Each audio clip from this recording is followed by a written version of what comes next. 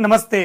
मेरा नाम सौरभ द्विवेदी है और मैं हमेशा की तरह thelalantop.com के न्यूज़ रूम में हूँ।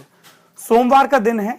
मुस्कुराने की बहुत सारी वजहों में से एक ये भी है क्योंकि शनिवार और इतवार को छुट्टी होती है, तब आप कई अपनी हसरतें पूरी करते हैं।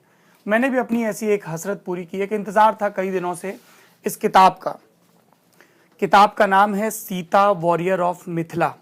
ये अमीश की किताब है। उनकी रामचंद्र सीरीज की दूसरे नंबर की किताब है। इस सीरीज की पहली किताब थी साइन ऑफ इक्ष्वाकु और अब दूसरी ये किताब आई है। तीसरी किताब आएगी जिसका नाम है रावण ऑर्फेन ऑफ आर्यावर्त, अर्थात रावण आर्यावर्त का अनाथ। और इन तीनों किताबों के कल्मिनेशन के बाद, चूंकि तीनों किताबें एक ही पॉइंट पर खत्म होती हैं और वो पॉइंट है सीता का हरण रावण के द्वारा जबकि राम नजदीक थे। तो साइन ऑफ इक्ष्वाकु भी वहीं खत्म हुई, ये सीता भी वहीं पे खत्म हुई है। लेकिन जहां पर ये दोनों किताबें खत्म हुई, दोनों पीछे की जर्नी करती हैं और तीसरी किताब में भी ऐसा ही होगा। तो कैसी है अमीश की ये किताब? उससे पहले मैं आपको बता दूं कि मैं अमीश की शिवा ट्रिलॉजी का बहुत बड़ा फैन हूं। बचपन से हम लोग उत्तर भारत के ज्यादातर घरों में धार्मिक कहानियां सुनकर बड़े होते हैं। हमारे यहाँ बड़े बुजुर्ग सीख के क्रम में मानस की चौपाइयां और दोहे दोहराते हैं। इसी तरह से कहीं शिव पुराण का पाठ होता है, कहीं पर भागवत की कथा सुनने को आती है। ऐसे में जब अमीश की शिवा ट्रिलॉजी पढ़ी तो वो बहुत अद्भुत लगा कि पुरानी कहानियों के डॉट्स को इतने नए तार्किक और दार्शनिक ढंग से जोड़ा जा सकता है, इतने रोचक ढंग से, और उस क्रम में कई नई धारणाएं बनाई भी जा सकती हैं। जैसे शिवा ट्रिलॉजी में जो सबसे अच्छी चीज लगी थी वो थी सती का वॉरियर रूप या मायका सिस्टम, ताकि लोग अपने संतान की मोह में ना तो लिंग भेद करें और ना ही वर्ण का जो क्रम अभी तय हो गया है, जिसमें आप जिस जाति में जन्म लेते हैं उसकी श्रेष्ठता या उसकी हीनता के बोध में जीते हैं, उसको खत्म करने का एक दिलचस्प तरीका बताया गया था। और इसलिए रामचंद्र सीरीज का भी इंतजार था। ये किताब मेरे पास आई। इस किताब में क्या खास है? पहली चीज जो मुझे खास लगी वो ये है कि अमीश ने एक नए किस्म के फेमिनिज्म को प्रपोज किया है।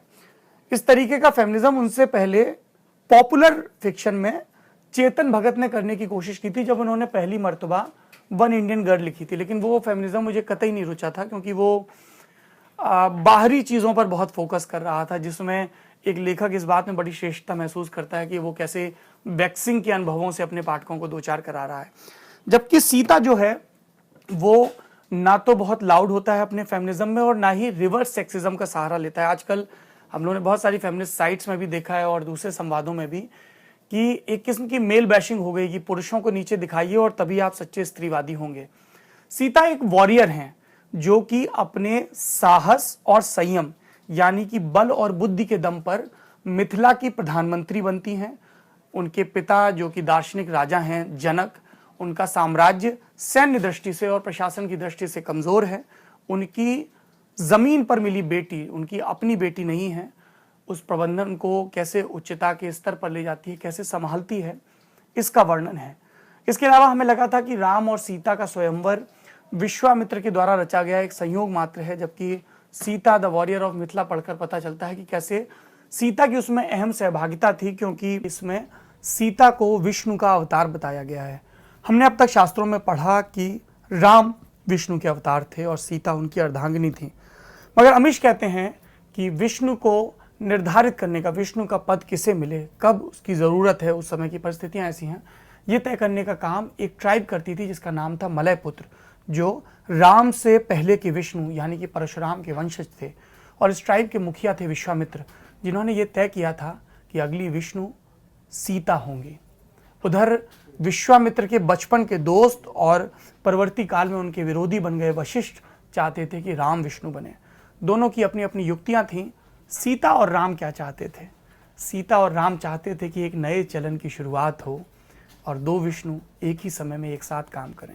ये बहुत रोचक है और बहुत ही सशक्तिकरण वाली बात भी है कि स्त्री और पुरुष सिर्फ एक पद में, एक कीर्तन में, एक धार्मिक नारे में एक साथ ना हो। सिया राम मैं सब जग जानी, ये सिर्फ ये ना हो कि साहब अर्धांगिनी को पहले रख दिया, या सीता राम सिर्फ एक उवाच बन के ना रह जाए, एक अभिवादन का जरिया बन के ना रह जाए। ये सशक्तिकरण का बहुत ही सुंदर और आज के वक्त में अपनाए जाने योग्य उदाहरण है, जहाँ पर सीता और राम दोनों युद्ध में प्रवीण, सीता और राम दोनों की प्रशासनिक कार्यों में रुचि, सीता और राम संकट में साथ, सीता और राम शांति में साथ। ऐसे ही साथ की ज़रूरत हमारे समय के पुरुषों और स्त्रियों को है, और इसलिए आमिष का माइथोलॉजी को यूँ नए संदर्भ में व्याख्यायित करना बहुत लुभाता है। उपन्यास की शुरुआत बहुत ही सुंदर श्लोक से होती है जो एक पीठिका तैयार करता है। वो श्लोक है, यदा यदा ही धर्मस्य ग्लानिर्भवति सुव्रत अभ्युत्थानम धर्मस्य तदा प्रकृतिस संभव। अर्थात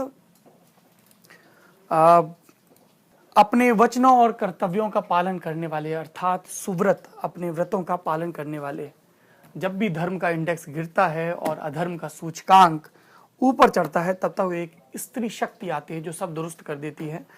ये पंक्ति अद्भुत रामायण से ली गई है। कहा जाता है, श्रुति में है, परंपरा में है, लोक में है कि इसे भी महर्षि वाल्मीकि ने रचा है। रामायण का जिक्र आता है बहुत सारे राजनीतिक संदर्भों में, नए सिरे से आ रहा है, कभी मुकदमा खुल रहा है, कभी मुख्यमंत्री जा रहे हैं। हमारे यहाँ राम सिर्फ कथा के नायक नहीं हैं, राम बार बार नवीनीकृत किए गए हैं, राम बार बार अपने समय के मुताबिक परिभाषित किए गए हैं। इसीलिए वाल्मीकि का रामायण अगर आप पढ़ेंगे, उपलब्ध है आसानी से, हिंदी की टीका समेत, आपको खोज कर पढ़ना चाहिए, तो राम और सीता के किरदार कुछ और रूप में दिखेंगे। हनुमान पर उतना एम्फेसिस नहीं है। तुलसीदास के राम को जब आप पढ़ेंगे, रामचरितमानस को, जिनको उत्तर भारत के घरों में रामायण से ही प्रतिष्ठा हासिल है, जब कहा जाता है कि घर में रामायण का अखंड पाठ हो रहा है, तो वो दरअसल रामचरितमानस का, यानी कि संस्कृत में लिखी गई किताब के एक अवधि में लिखे गए कई हजार वर्ष वाले संस्करण का पाठ होता है। तब राम का स्वरूप कुछ और दिखता है, क्योंकि तुलसीदास के समय की सामाजिक, सांस्कृतिक और ऐतिहासिक परिस्थितियां कुछ और थीं। छोटे मुंह बड़ी बात नहीं होगा अगर मैं कहूं कि अमीश साल 2015, 16 और 17 में, यानी कि 21वीं सदी में राम और सीता का एक नया जरूरी पुनर्पाठ हमारे सामने पेश कर रहे हैं। कई लोगों को लगता है कि अमीश की किताबें उन्हें ही पढ़नी चाहिए जिनकी पौराणिक कथाओं में दिलचस्पी है। मुझे लगता है कि जिनकी दिलचस्पी नहीं है, वो अगर दिलचस्पी पैदा करना चाहते हैं तो भी उन्हें इन किताबों का पाठ करना चाहिए। हिंदी के पाठकों के पास पहले भी रामायण से जुड़े अलग अलग प्रसंगों पर कई मजेदार व्याख्याएं उपलब्ध हैं। जैसे भगवान सिंह का एक उपन्यास है अपने अपने राम, जो कि रामायण को एक विशाल षड्यंत्र कथा के तौर पर पेश करता है। वहां पर राम और भरत में वैसा प्रेम नहीं है जैसा वाल्मीकि या तुलसी बाबा हमें दिखाना चाहते हैं। वैसे ही आचार्य चतुर्सेन शास्त्री का रावण को केंद्र में रखकर लिखा गया उपन्यास है वयम रक्षामा, उसको पर भी खोजकर पढ़ा जाना चाहिए। नरेंद्र कोहली ने भी रामायण को बहुत विस्तार से कई खंडों में लिखा है। अमीश इन सब का बहुत ही नवीनीकृत, मॉडर्नाइज्ड और क्रिस्प वर्जन पेश करते हैं अपनी व्याख्याओं के साथ। और इस बार रामचंद्र सीरीज की एक खासियत यह है कि इसमें हमारे वक्त के भारत की कई घटनाएं आती हैं। जैसे उनकी जो पिछली किताब थी साइन ऑफ इक्ष्वाकु, इसमें दिल्ली गैंगरेप का प्रसंग आता है। प्रसंग कुछ यूं है कि राम, 4 भाई, उनकी एक मुंह बोली बहन है जिसका नाम है रोशनी। रोशनी दरअसल अयोध्या के प्रशासन की, जो अयोध्या के साम्राज्य की सबसे अमीर कारोबारी हैं, मंथरा, जिनको हमने अब तक कैकेयी की दासी के रूप में पढ़ा था पुराने ग्रंथों में, उधर से सबसे रईस कारोबारी हैं, उनकी बेटी है रोशनी। चारों भाइयों की बहुत करीबी हैं।